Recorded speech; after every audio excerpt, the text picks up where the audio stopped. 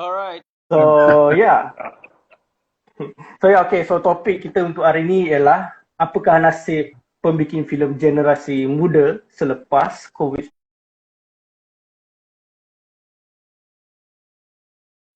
Okay, tapi before we get into that, I just want you to share a little bit about yourself sebab I think ramai young filmmakers know you as the bekas ketua pengarah Finas. But mungkin ramai tak tahu what you've been doing after Finas. So maybe you can briefly explain what you've been doing from after you've stepped down from Finas until now. Maybe you can share a little bit. Okay, ceritanya taklah complicated sangat. Saya memang daripada dulu lagi memang kaki filem, kaki wayang. Cuma saya tak dapat peluang untuk nak menceburi diri saya dalam profession filmmaking. So selalunya kalau itu situasinya, kita jadi kaki tengok filem je lah.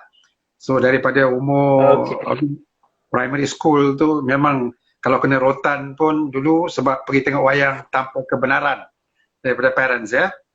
So memang film tu has been saya punya orang cakap, saya punya tingkap pintu to the world. So the early exposure kepada hal-hal dunia dan hal-hal culture orang lain, budaya orang lain, semua ni melalui filem. So film has always been the case. Tapi sebagai as a profession, saya masa tu 70-an ya, susah nak bagi tahu dekat your parents you nak masuk film school. So that's why at the end of the day, ambil lah kejaya yang diorang nak. So that's why I went on different path, finance, in accounting dan sebagainya. Tetapi minat untuk filem tu masih membara ya, masih membara sampailah sekarang ni. Jadi sebelum Finas saya dengan MDEC. Jadi masa tu objektif kami ataupun kita punya perancangan masa tu is untuk membangunkan industri animasi. So ini mungkin ada yang tahu tapi mungkin ada yang tak tahu. Pada tahun 2000 kami diamanahkan untuk membangunkan industri baru yang ada kena-mengena dengan teknologi, iaitu animation. Masa tu Malaysia dah memang ada animation industry tetapi secara kecil. So yang ini is untuk kawinkan dengan di government punya information technology punya agenda. So dalam tahun 2000 kita mulakan buat dasar dan polisi dan sebagainya untuk mewujudkan industri animasi dan visual effects. This means any industry dalam related dengan filem juga yang ada connection dengan animation, dengan visual effects. But it took us 14 tahun ya, 14 years. So masa itulah dilahirkan Upin Ipin dan sebagainya. Dan masuk Finas. Was only for 2 years. So after Finas, then the ministry for a while, also on Kreatif Industries, and now dah orang kata semi pension lah. Well, tak nampak macam Datuk pension, nampak macam Datuk still active lagi supporting all these young filmmaker kan. Because untuk saya itulah generation baru yang akan ambil alih yang akan ambil alih generasi sekarang. Jadi mungkin pasal saya pun dah tua sikit. Sikit ya. Jadi memang kita tak tahu jiwa muda. Tapi tak ada jugalah, tapi kadang-kadang tu bila kita mix around dengan orang macam you, dengan that new generation, rasalah muda sikit kan. Tetapi at the same time saya rasa kita kena prepare the next generation. We won't live forever kind of thing. So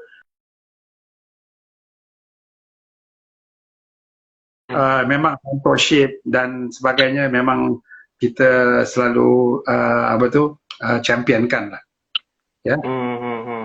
Okay, so speaking of sebab you mention you were dengan MDEC kan sebelum Finas. So masa time you ke MDEC tu, in your opinion, adakah all these young filmmakers, tak kira lah dalam bidang animasi ke live action film ke, were they given like a equal opportunity to explore the ideas ke apa, or ke masih sama je sampai sekarang? What is your opinion? What happens Has anything changed? masa dekat MDEC dulu, bila when we were doing animasi, kebanyakan orang yang dalam that sector pun orang muda. Animation memang teknologi thing, because kita masa tu kita selalu ada perhubungan baik dengan universiti sekeliling kita macam MMU, One Academy, Lim Kok Wing University. Is that yang to supply pipeline. Remember, industri ini is pasal supply and demand. Jadi masa tu because kita ada maklumat untuk membangunkan industri animation and visual effect. Jadi oleh kerana itu kita kena ambil daripada sudut the new generation, graduan. Kita Upin dan Ipin pun the first time bila OPEC tengah nak establish, dia kena cari dia punya tenaga manusia dia daripada graduation day di Multimedia University. So macam itulah kita terlibat, memang dah terlibat dengan orang muda. Tapi pasal MDEC tak ada kena-mena dengan filem masa tu. Sebab tu kita tak sentuh filem terlampau dalam ya. But at the same time kita faham ekosistem animation industry dengan filem industry sebenarnya sama. Because dua-dua industri akan melibatkan ideation. Ya, kalau kita tengok ekosistem dia punya first part tu is ideation. Somebody kena ada idea dulu. Lepas tu barulah production, dan post production, dan lepas itu marketing dan sebagainya until dia sampai ke consumer. Jadi memang the involvement orang muda ni memang dulu. Jadi opportunity masa tu is just to get the young generation into what we call the component part of making films, the component part. Maknanya bukan semua is about nak jadi pengarah ke, nak jadi producer ke, pelakon ke. Also about the guys yang buat wireframe, yang duduk foto. Kan? So speaking of all those components again, did you try to apply the same idea masa you dekat Finas dulu, or did you ada a different approach? Yes, tapi tak berjaya sangat. Dia tak berjaya tu sebab filem industri kita ni dia lain sikit, sebab dia punya origins dia lain daripada the animation industry. Animation industry is more technology based. But film industry kita ni daripada I think 30 tahun lepas, from the 1980s. It's all about orang cakap cultural. So banyak lagi yang itu lagi daripada di methodology atau daripada the technology part. Kan? And then lagi satu pula pasal film industry, dia punya origin dia dulu masa dekat Singapore, masa Shaw Brothers dengan Kreatif. So the tradition tu memang dah macam tu. Jadi bila nak masuk, nak buat perubahan, jadi kita kena ambil kira macam-macam lagi. Ini berbanding dengan animation, because it was new. Jadi bukan nak kata senang lah, tapi because it's baru and it's linked to a technology agenda, jadi senang kita align dasar dan sebagainya. Tapi masa saya dekat Finas dulu, saya dah masuk dalam sistem yang sudah yang dah orang kata dah konkret lah, dah concretize, dah kebal. I see. Tapi bukan filmmaking pun consider technology juga kan? I mean the technologies used to make a film, and then now the existence of streaming service apa semua dengan YouTube. I mean, isn't that considered technology as well? Isn't some of the strategy pun boleh diaplikasikan sama juga? Don't you think so? Yes. True. Sama saja. Actually sama saja. Cuma yang bila saya bagi explanation pasal film industri, maksud saya film industri itu dah macam ada rigid punya SOP. I see. Whereas yang what kita are talking about right now is the component. Kenapa? The old style is that semua kalau graduate aja film school semua nak jadi director, semua nak jadi producer. Whereas sekarang boleh faham juga lah sebab in their minds mungkin kalau jadi director ke producer mungkin lagi lumayan the reward.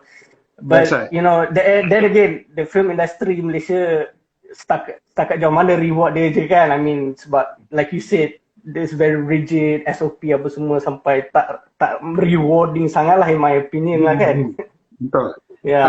But it's okay. I mean we can still hope that sekarang ni dengan the digital economy, the digital environment, mungkin cara this industry will move, may hopefully also change a bit lah. Why? Because in the very beginning, film here really meant film. Yeah, everybody was shooting on. Yeah, nak tengok rushes, kena tunggu 1 hari kan. Sekarang ni digital. Sepatutnya dia benda tu senang lagi. Tapi senang pun from the angle of peralatan sahaja. Tapi penulisan dia, skrip dia masih lagi orang dengan pen atau dengan word processor kena come up with a lot. So it's still about storytelling. So ada lagi komponen-komponen yang very basic yang kita tak boleh lari lah. Okay. So speaking of nasib pembikin filem generasi muda ni, not just generasi muda lah, filmmakers in general kat Malaysia ni, since the PKP start, banyak production dah kena shutdown because tak boleh nak keluar apa semua, and then keluar pula isu artis-artis dengan filmmakers semua tak ada putus pendapatan because tak dapat show and minta gabungan apa semua. So in your opinion, apakah strategi ataupun any langkah-langkah yang boleh diimplement supaya none of this can happen again in the future in case another pandemic happens in 10 years time ke apa? Is there like a system that can be put in place to ensure the welfare of the filmmakers, artists semua? Okay, sini ni saya kena masuk sikit area yang mungkin nampak macam pretentious sikit. Ini berkenaan dengan what I selalu anggap sebagai this is an economic punya solution. You see, kita belum ni duk cakap pasal filem semua ni is from the creative angle, cultural angle. Sekarang ni kita bawa masuk the economic part. Why we say that is because kita ni dalam environment supply demand kan. Gardenia punya roti pun diorang sebab orang nak kan. Jadi sampai lori pun kena curi. That's right, sampai van pun boleh kena curi. So it's always demand dan supply. So kalau tanya saya, even sebelum COVID ni pun the young generation pun memang dah ada masalah tu kan. I mean even COVID, sebelum COVID datang pun, sebelum production stop ke apa benda semua, memang the young generation memang dah ada problem. Itu pandangan saya lah. Problem tu maksud saya masih lagi of financing, funding, distribution, buat filem, distribution pun belum garanti lagi. Jadi maknanya susah. So is there another way or another strategy that can solve those issues ke apa? Right, that's why masa COVID punya time ni dah ada proven that demand tu masih ada. Semua orang duduk rumah, memang demand dia apa? Nak tengok filem all the time, nak to be entertained. So maknanya kita tak boleh mempertikaikan the demand. The demand memang ada. So kalau demand memang ada, kalau any solution yang mungkin even our government nak cuba cari solution, dia punya angle dia mesti daripada demand. Sebab demand yang nak orang macam pelakon, director, the cameraman kan, kena demand. Saya tak nak buat complicated sangat, tapi cuma saya nak cakap kita kalau nak ada solution dia is mengikut demand. Kenapa mengikut demand? Sebab even sebelum COVID pun ramai komponen-komponen kejaya yang saya cakap tadi tu, mereka memang kerja daripada rumah pun. Look at the animation. Animator semua buat dekat rumah apa? Dengan desktop kan, right? And then what about script writing? Script writing rumah, tak payah pergi ni, okay lah, maybe pergi coffee bean, kedai mamak ke apa nak dapat ilham, but most of the time dekat rumah. And then what about yang orang yang design set, yang design wardrobe, yang design costume, itu semua tu rumah. So on dia paper macam lah, on paper, tapi physically they will still need to go out and make lah kan. Jadi sungguh pun saya ni bukan nak kata ada semua jawapan, tapi saya nampak masa post-COVID ataupun dalam era COVID ni, yang inilah yang kita patut kita patut kekalkan. Kita strengthen the demand for these people, the demand for the craftsmen, the talent yang otherwise tak ada kerja, yang otherwise tak ada pendapatan dan sebagainya. Because dulu sebelum COVID is about commissioning, production company dapat commission, then baru dia boleh hire people like yourself, performers, they will like your voice or whatever lah kan, nak pakai talent of an editor, a set design or a sound designer. Tapi sekarang kalau demand tu boleh control lah, just an example, kalau macam if a television station right now dah ada policy yang bila dia commission production semua, dia boleh agihkan the jobs. I think you know what I'm trying to say kan, macam like even games developer, semua tu somebody nanti ada dia punya idea, somebody nanti idea dia punya design, and funding dia masih boleh ambil. Tetapi cara dia hire tu is like, well you know kan, I mean even film production nowadays pun dah boleh outsource kan, all the visual effects of the buat dekat Korea lah, dekat South Africa lah. So it is not impossible. Dia punya model tu dah ada. So it's just a matter of right now kita ramp it up a bit. Kita kena tengok tu sebagai keseluruhan. And even in Malaysia, what you say? Because TV stations here will always need content.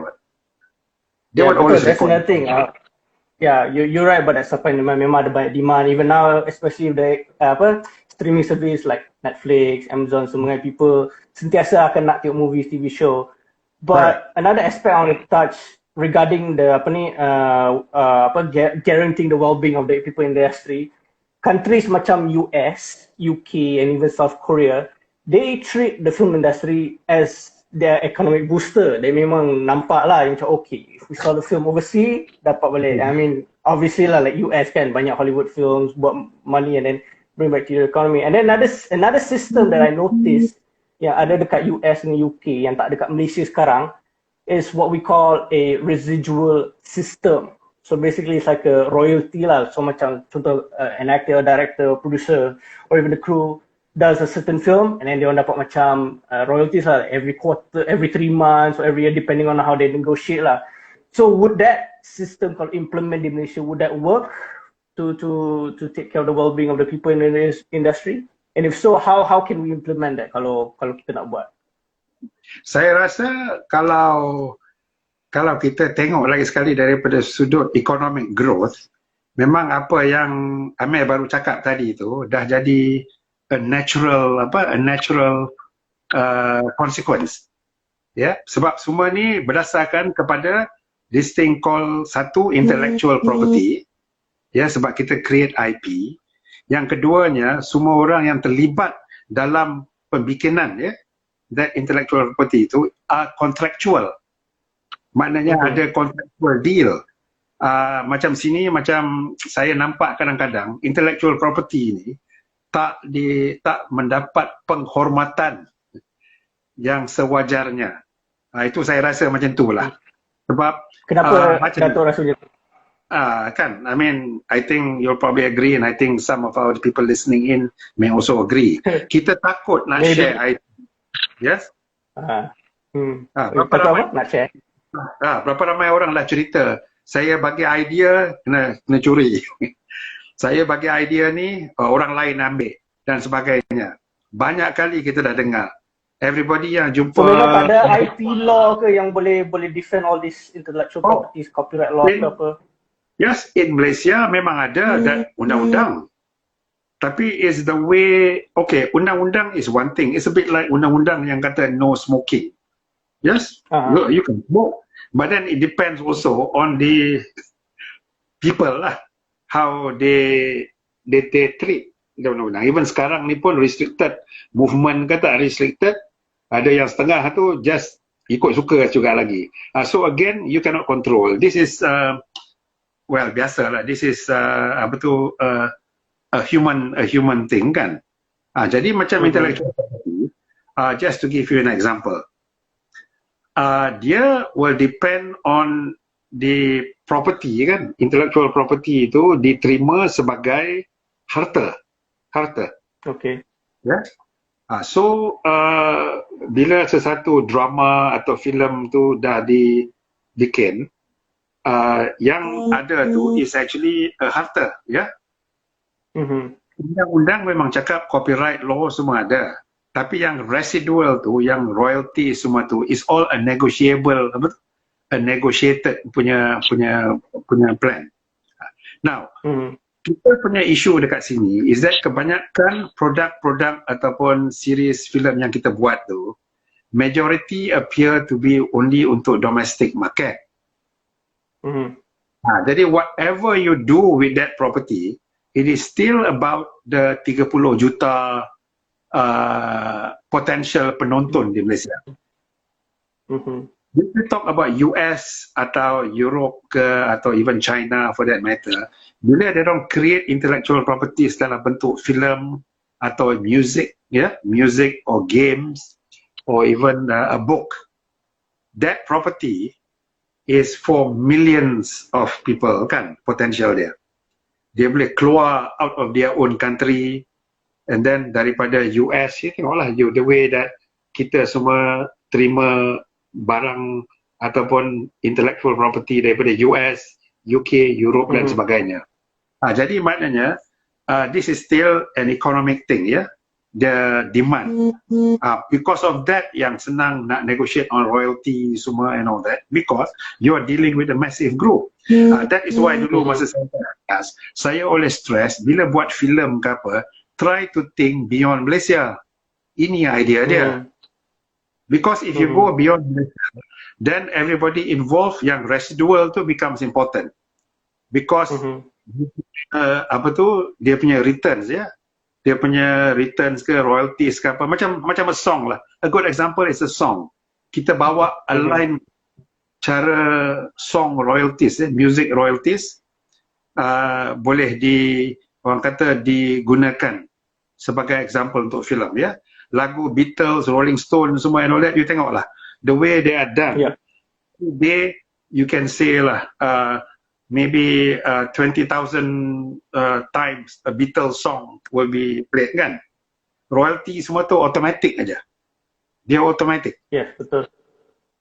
Tak payah lagi. And speaking of, yalah, tapi in Malaysia I notice it's not that Malaysian filmmakers tak nak buat for overseas audience ke apa. Ada je filmmakers saya personally yang nak buat a film about Malaysia tapi outside of the box so that international audience pun boleh hadam. So, but the problem with that is censorship laws pula. There are some censorship laws that are very rigid yang doesn't allow for a certain kind of story to be outside of a box to be shown here. So lastly, macam filmmakers have to resort to streaming service lah, like iFlix. Like contoh, the latest one is the movie Daulat. I don't know if you have you watched that movie Daulat? Yeah, it's something different lah. It's kalau memang tak lepas LPF tu, even the director said LPF tak lepas tu, that's why they had to resort to iFlix. But those kind of films, I feel lah for me ada potential boleh jual kat luar. So would we have to change the censorship laws in Malaysia in order for the films to pergi maju lagi? Itu itulah answer dia memang betul. I mean apa yang kita cakap ni bukan maknanya kita dah tak ada jawapan dia. Memang banyak lagi faktor lain yang kita belum masukkan ya. Sebab one thing that, my own personal this is pandangan peribadi saya. Censorship tu kadang-kadang bukannya satu barrier untuk saya lah. Sebab kita daripada creative environment ni, kita tahu cara macam mana kita boleh, apa orang kata, go around censorship dengan tak payah tunjuk things explicitly. Now, daulat you mentioned, memang daulat sama same league macam Want to Jaga dulu atau Fly by Night yang deal directly dengan apa? Dengan orang cakap the things yang kita tahu tapi we don't want to talk about it.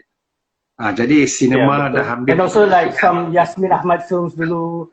Ya, ada orang komen Yasmin Ahmad punya film pun went overseas tapi no one really notice lah. But I don't know. I mean, I know this Yasmin Ahmad films lah. But, saya dia punya answer dia memang susah. That's why memang susah nak dapat a firm answer. Tapi cuma saya boleh cakap, kalau ambil daripada example daripada luar negara, kadang-kadang tindakan yang dia orang ambil tu ada kena mengena dengan dasar nasional ya. Dasar at the national level. Sekarang ni mungkin apa yang berlaku, again this is my personal opinion lah. Kita ni masih lagi nampak filem industri sebagai satu vertikal. Kita nampak TV sebagai satu, teater sebagai satu dan music sebagai satu. Padahal all these are connected. In my view, you train somebody to become an actor. That person can be in the movies. Dia boleh masuk dalam teater. And dia punya voice boleh kita gunakan untuk animated characters. Movement dia kita boleh pakai untuk apa? Whatever they call it lah, motion capture ke tah. You know, all those things. Okay. And also music. Don't forget music videos. Actors can be in music videos too. So, saya rasa yang the reason why dekat Malaysia ni complicated sikit, sebenarnya bukan complicated. Sebab saya rasa semua ni ada sejarah dia orang yang datang daripada all direction. Jadi memang susah nak kita, what do you call it, nak align. Tetapi mungkin alignment is the answer. Kalau if somebody ask me alignment ke apa, I will bore you to death sampai besok pagi nak cerita. Maybe we need a longer session, like a proper live session after this whole COVID. Yes, tapi it's just one person yang input. Kita require a few people yang dah ada experience, because somewhere along the line kita boleh dapat answer dia. Now I bagi example Korea, macam everybody talk about Korea, the Korean experience kan. Year 2001, South Korea came up with a culture content export policy. Okay? Itu tu national level tu. The policy is in place. You see, diorang pun film industry ikut dia punya direction, TV, music dan sebagainya. Tetapi semua dibawa masuk bawah satu payung baru yang dinamakan culture content export policy. Dan dia punya kesimpulannya macam ni saja. Siapa yang buat konten di Korea, tujuan dia konten tu jadi jadi channel untuk budaya Korea, produk Korea, bahasa Korea, makanan Korea disalurkan kepada dunia. Dan insentif kerajaan is all based on that. So if you keep on making movies untuk domestic, you won't get it. Keep on making your orang kata juara kampung punya type, you won't get it. So yang itu tu a new generation of filmmakers, theater directors a new generation of Korean animation, Korean game semua dia buat tu. Cuma itulah under this culture export. So maybe itu satu daripada possibility yang maybe Malaysia can look right now. Because kalau nak repair daripada theater, kita repair theater, animation nak repair, film nak repair, it will take a long time. Maybe the shortcut is satu policy and then semua kena ikut that policy. Then that means that funding. So what will it take? What will it take to convince the government of Malaysia to have that policy? Like when we look right now pun, kalau young filmmakers yang baru pergi pitch kat Finas, nak pitch for grant pun satu hal, kadang-kadang tak dapat, kadang-kadang dapat, it's like basically like a gamble lah. Kalau kita tak dapat pun, we don't know why. We just diam je. We go pitch, pitch our stuff ke apa, and last crick, crickets. We don't hear shit, So what will it take to convince the Malaysian government to have something like what you mentioned just now? Well, here if I can confess lah, kita buat ni macam confession. Masa saya dekat Dinas dulu, memang yang itu yang saya nak buat. Tapi saya tak tahu kenapa I think maybe I was nak laju sangat lah kot. Maybe trying to do it too fast. Sebab sini ni saya pun faham kena ada engagement, kena convince people that benda ni bukan nak akan menjejas whatever they're doing. It's not about, it's not about favoritism or about orang cakap one group will move at the expense of another group. Because memang the focus is on the young generation at that time. Saya memang believe in that because, maybe it's just a personal observation, personal view. Because I find the ones yang boleh think a bit more about world view, yang kita cakap yang export semua ni, the younger generation. You see? Because I believe they grow up in a internet environment. Yes, I agree. Unlike people like me who have to learn, although we transit daripada analog world to digital world. Anak-anak kita, cucu kita semua all grow up sekarang ni in the digital environment. Nak tengok filem. Dulu tengok macam saya as a film buff. Nak tengok filem something, kadang-kadang kena pergi chase, kena join club seni filem, kena lari ke sana ke sini. Masa dekat England dulu nak tengok wayang punya pasal, kena cari half of the city. Nak cari pengwayang kecil yang tunjuk. Sekarang ni apa? You just switch on Netflix, The Shining you boleh tengok. Rumah you boleh tengok. Ni baru-baru ni Eye Wide Shut you boleh tengok. Jadi dah kita score for choice sekarang. But because of that, maknanya pendedahannya pun dah sampai tahap yang saya nampak. I boleh tanya lah, just like I boleh tanya yourself, your good self. And like siapa dia yang kita tahu kan, macam Adam atau Imran Sheikh kan. What is it that you need to bring your film out? Yang ini yang saya nak try tu, cuba nak eksperimen dulu. Maknanya Finas bukan bagi duit sahaja and then kita lepas tangan. We want to guide you. And it's okay. I mean, kalau kita macam grandfather atau as a father, tak apa. Like in my case, I have seen films since I was 12 years old. Definitely I can make a comment about your script or your movie. So I boleh pegang tangan sekejap. But the creativity is still yours. Macam Daulat pun. Ni kalau saya Imran besok, saya nak explain kat dia. Kalau if I boleh just to give just a little bit of tips how I would have made the film. Creativity ni cara dia. Macam I dah tengok banyak European film and Japanese semua and all that. Saya nak kata dia punya opening tu yang important tu, kenapa dia tak pakai banyak close ups? Kenapa dia tak pakai banyak cutaway? Kan?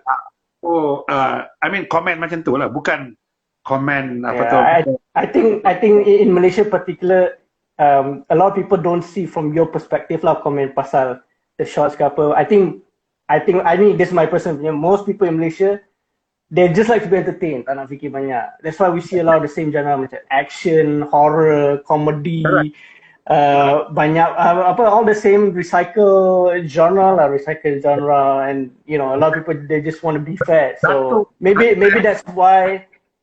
Yeah. But there's one element, betul, is entertainment. Kita tak nak to be too heavily involved. Tetapi bila topik tu dah heavy, this is where one more element should come in, and that is kita treat like audience dah tahu the context, and kita tak payah lagi nak reiterate. Okay lah, ini I know it's a bit academic. It's more into how to make a film, and I've never made a film in my life. I just watch films. So ini tu sajalah. I mean, terima ke tak terima is another story, but I feel macam Malaysia ni, kita ada macam terperangkap, you know, dalam cara kita buat filem. Ini mesti ada orang nanti balik batu dekat saya ni. Tapi macam kita ni ada quote in the track. Macam kita ada track tau. Macam cara kita nak buka opening macam ni. Cara kita nak cerita macam ni. Cara kita nak tunjuk satu scene tu, impact dia macam ada formula dia. Whereas kalau you tengok European cinema, Korean cinema, dia orang dah lari daripada that track. Kamera tu dah jadi part of you. Dah jadi part of the environment. You are no longer the audience. Yang ini yang saya ingat, trap yang the only one that I can think about is that kita ni masih tengok filem kita, and people are still making film as though there is an audience and there is something else, right?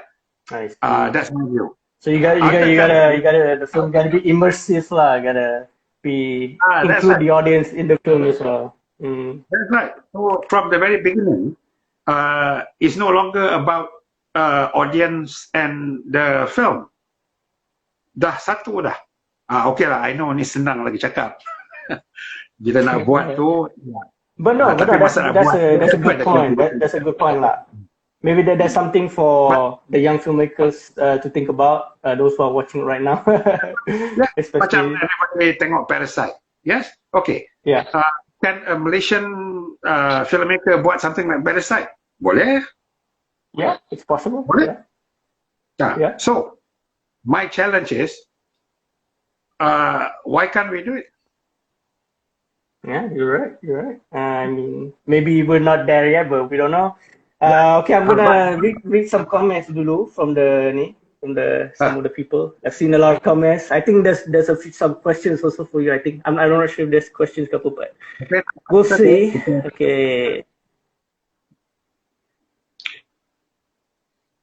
Okay. Okay. There's a lot of comment.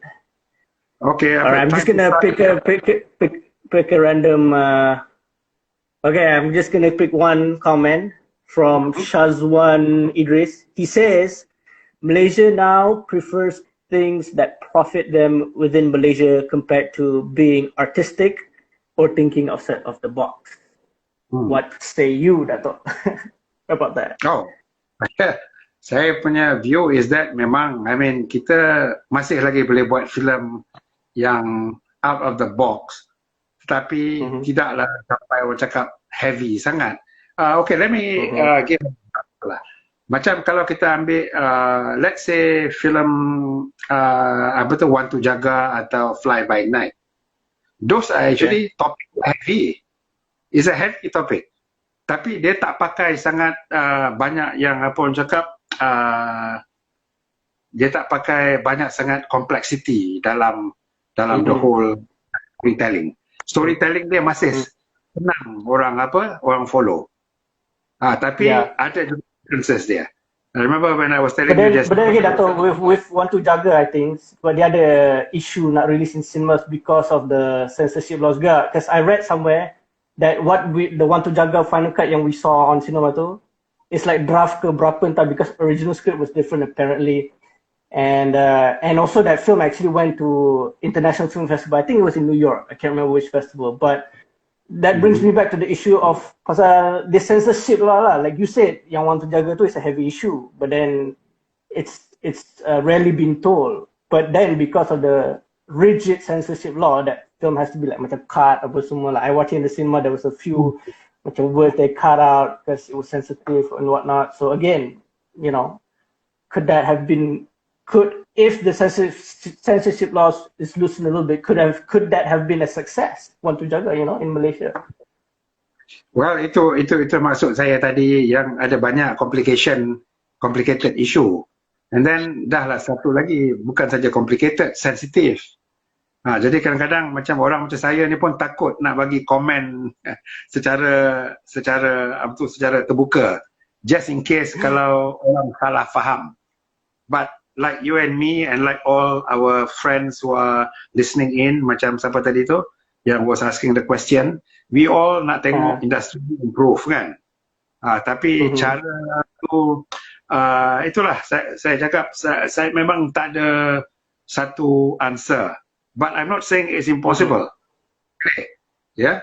Just like macam kita discuss tadi, creative industry sebenarnya kalau kita tengok sebagai holistik lah. Ni ada Puan Sri Tiara pun ada cakap begitu. Why look only at film? Memang ada tadi daripada awal tadi kita sekarang ni, part of our problem is that kita masih tengok everything in silo, in vertical. Dalam vertical, di situlah training, di situlah funding, di situlah marketing dan sebagainya. Padahal looking at this as as across the board, skills development, bukan saja untuk film, is the whole creative industry punya strength. Because negara lain pun, orang daripada teater lompat masuk ke filem, orang daripada filem masuk ke teater.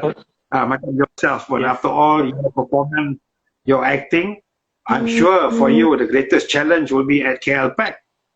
Nak acting in Japanese, Rashomon ke, you know. It's definitely different. Yeah, theater and film is very, very different. The scale of it. And then just now you mentioned music.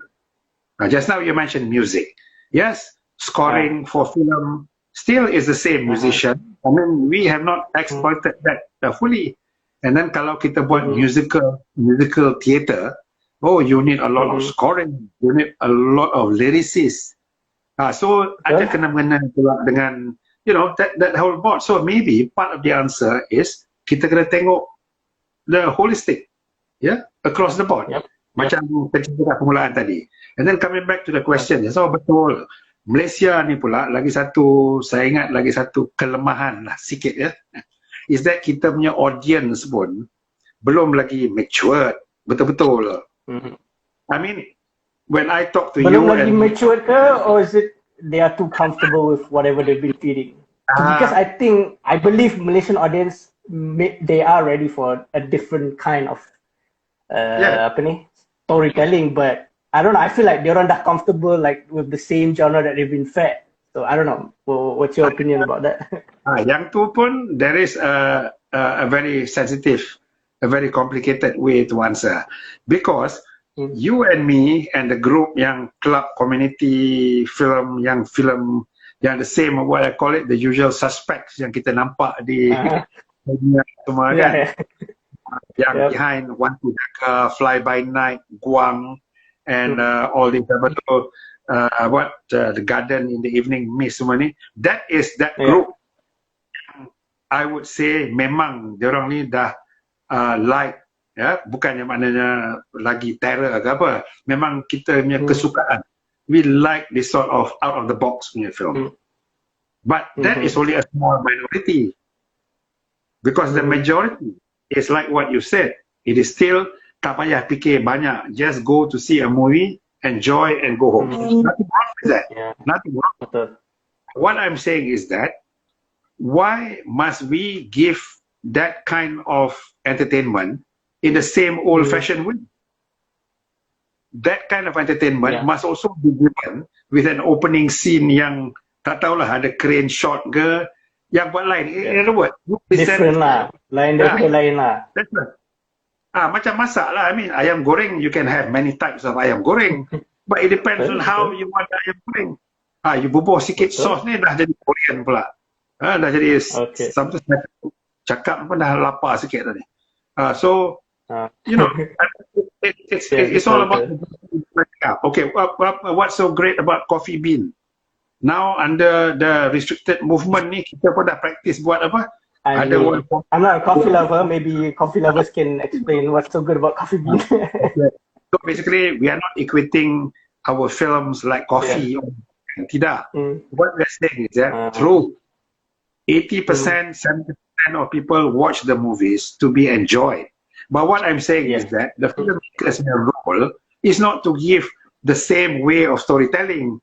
Masuklah sikit, a little bit of, you know, macam I have always mentioned this, and I hope nobody takes offense. Isn't that for orang mengamuk dalam filem kita? Bila makcik nak marah anak, kan tak habis style macam tu aja. You tengok cara, in fact cara cakap tu masih lagi macam teater. Nothing wrong with theater. That kind of language, that kind of dialogue is perfect for the theater. But you tengok, kalau filem daripada Korea, within 5 minutes, 10 minutes, all the dialogue comes in, and then you feel you are part there, because it's all apa orang cakap, spontaneous. Kita ni masih baca. That comes back to the way it's written lah, I guess. The way the story is written, the dialogue apa semua lah kan. And that is the role of the this is where the group of people, script writer and all that. So banyak lagi that we have to handle, but that doesn't mean that it's impossible. We already have the talent pool. Talent dah banyak dekat sini. It's just a matter of itulah. I mean, kalau if I terror sangat, I wouldn't be here. I would be working in Los Angeles ke dekat Busan ke mana kan. Hey, who knows? Maybe one day you will. Well, I mean, dreaming is free, so it's okay lah. Ini dekat Malaysia, nak buat macam pun susah. Every time you nak buat something, ada saja orang yang kata ini tak betul, itu tak betul. We are never given the opportunity. You know? Macam okay, Dato, I nak ambil lagi satu komen from the audience. From Isa Zali, dia cakap sebab culture dari dulu, passionate people sahaja yang bertahan, yang nak buat duit semua dah hilang after first attempt failed. True, false, maybe? In your experience, how many filmmakers have you seen yang give up after first making a first film and give up and all that, in your opinion? Well, one thing I can say is that when I was in Finas, I was hoping to meet a lot more filmmakers. Yes? Filmmakers. But dekat Malaysia ni, even the word filmmaker pun ada dia punya apa? Dia punya how shall we say? Dia punya cluster dia. One is like what is now the traditional. Nothing wrong with that also. But they are used to feeding what I call the normal apa tu? The normal consumption lah. Kan? And then the other group ni, the ones yang nak try to do things a bit differently. Now, why are they not together? Ini yang saya selalu tanya. Why are they not together? Even if you look at certain, incident, certain occasion, kita ni dalam environment where we never seem to have a good thing to say about one another. That I can agree. Semua nak cari pasal, semua nak cari pasal saja. Ini salah, itu salah, ini salah. So how to resolve all this? You know, I mean, I'm not saying it's possible. Again, it can be done, but it requires a new blood or a new way of looking at things. As far as I'm concerned, for the last 20 years, I've never seen this industry united. Now, is it because of the, maybe it's because of the money? This big rush for getting funds here and there, which means so everybody wants to make money for themselves. They don't want to like help each other climb up the tree and be successful together. Correct. Again. I mean, we're not blaming people, but saya rasa kadang-kadang macam the culture tu dah macam tu. Jadi susah nak cari apa dia punya orang kata dia punya root cause dia betul-betul. Boleh cari. Tapi dia ada banyak komponen lain. So to the question just now, yes, making films mean people want to make money. Siapa yang buat filem for yourself? It's all about making money. But here, this is where we have to bring another part in. When you make a film, you are supposed to make something that the market wants. Yes? You to a certain extent, yeah, but I mean, when there are filmmakers yang ada passion projects and all that. Right. The comfort level punya kind of film though is where there is a demand for comedy, there's a demand for that. Well, just like macam you see some of the Indian films, semua tu, baik cerita hantu macam mana pun, dalam tu kena ada humorous scene. Right? There's always a comedian or something. Because they know that's the taste. That's the taste of the audience. Kalau macam, by the same time, you remember there's a film from India called Newton. I've heard of that, but I didn't see it. Yeah, it's about the PRU. Yeah, it's about the PRU into. It's a comedy. Oh, okay. Okay. It's about seven who have always wanted to become the election official in the city. He said he was sent to the jungle, to a kampong. So he had a problem. Now it was supposed to be a serious film, but it was all done in the form of a comedy. So at the same time, you can't say that they made the film without wanting to make money. They are making money out of it, but not in the what we call the mass appeal kind of thing. So anybody here who makes a film and say that it's not about money is not correct. It's all about trying to make money. But to make money, it means as many people as possible must see your product. That's where we can talk about marketing here. Is it the way we are promoting our films? Banyak dia punya soalan dia. And then of course there are people say, oh, you're promoting a movie and all that. But I will add pula, some people promote the movie even before the movie is finished. Yeah, marketing strategy.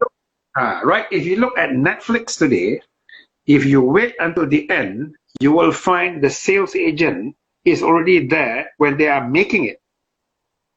That means the selling of the product dah begin from the very beginning. Look at our style. Kita nak tunggu benda tu dah siap, then only try to get something out. I mean, I'm not saying I'm not a good marketing person, but I'm just giving the example how now sales agents. So should filmmakers now target to make for Netflix and iFlix and everything instead of just doing untuk theaters, because especially with the rigid laws apa semua in Malaysia, should filmmakers in Malaysia target to just do for streaming then? Well, if you ask me, what Netflix has done is to overturn the language. Yes? So, by right, there's no more excuse right now about that channel. Because Netflix, now, but Netflix also bukan ambil everything under the sun. They actually select the materials. So, they are ready-made, they select. Like most Malaysian films right now that are being shown, they were selected. But Netflix also commissions. So they are also acting as the producer. But there I nak masuk one new area here yang Malaysia belum lagi boleh tengok betul-betul lagi ya. And this is what I call the co-financing part. Look at any Netflix films right now. Yes, Netflix presents. Starting aja you nampak Netflix punya logo. And then you will see 4, 5, 6, 7 companies involved. Because funding is coming from various sources. It could be a Spanish film, but it could also be Chinese money in there. It could be a Chinese film, and it could also be Indian money in there, and so on and so forth. I see. This is the Okay. part that I wanted a few years ago to try and encourage, because Alright. Malaysia, say what you like, you are limited by the money that Finas can give you. Okay. Kalau Finas bagi 3 juta, 3 juta lah is your budget. I mean, I keep on Okay, hearing. yeah. Speaking of Finas, I'm just going to take one last comment from the audience, because I was told apparently this live is only limited to 1 hour, so I think we only have like a few minutes left. So I'm just going to take one last comment. Yeah, one last comment, just briefly give your thoughts about it. It's from Joey. She says, we need stronger film union. Finas and Profima aren't doing enough to protect our welfare. Many of us face a huge loss of income without a safety net to fall back onto. All right, quick thoughts and opinions about that matter. Okay, as far as the associations are concerned, again, because I know some of them and I know some of their constraints, so no comments on the association, except I do know that Profima is trying their best to overcome, because we are in consultation yet. We are in consultation. But gig economy. Yes. Oh, okay. I lost you. Hello. Yes, I lost you. Remember, this industry is the forerunner of this economy, another economy called the gig economy. GIG, work from home. Okay. So there are still jobs available. There will still be jobs because the demand for content is there. The demand for content is still there. So if there's any policy or any intervention right now, it would have to be from the demand end, not from the, because the supply is always there. I mean, that's my hopeful view. The answer is that 30 seconds remaining. 30 seconds. And we need to wrap it up. 30 seconds. Anyway, it's been nice talking to you. Benda macam ni sampai besok pagi, dah habis, ya.